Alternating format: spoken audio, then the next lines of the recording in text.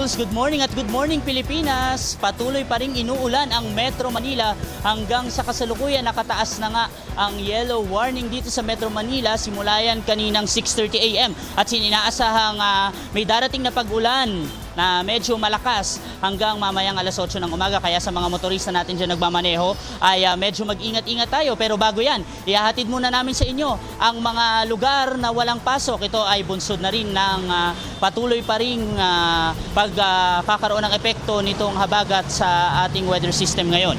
Okay, unahin na natin ang all levels. Walang pasok ngayong August 10 Wednesday.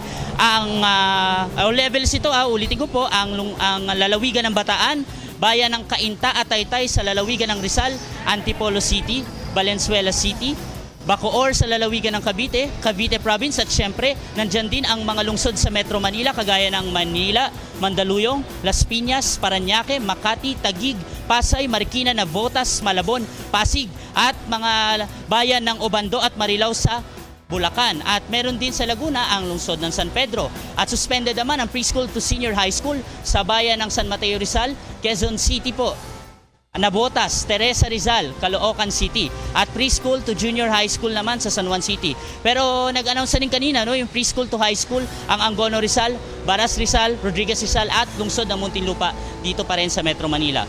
Dahil dyan silipin na natin ang sitwasyon ng trapiko dito sa Marcos Highway.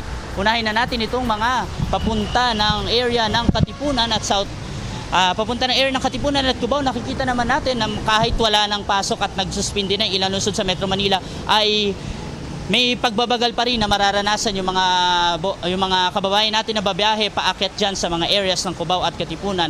At pero paglampas naman po niya, pagliko nyo ng C5 at pagdiretso ng Aurora Boulevard ay magiging maluwag na naman po ang sitwasyon.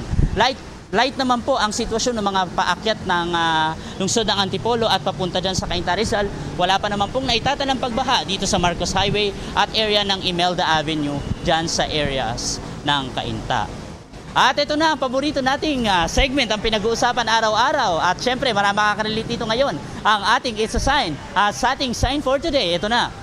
Alam kaya ng marami sa atin ang tungkol dito, obvious naman. At syempre, mamaya pag-uusapan natin yung app na hilig na hilig laruin ng kabataan ngayon, lalo na mapabata, matanda, usong-uso yan.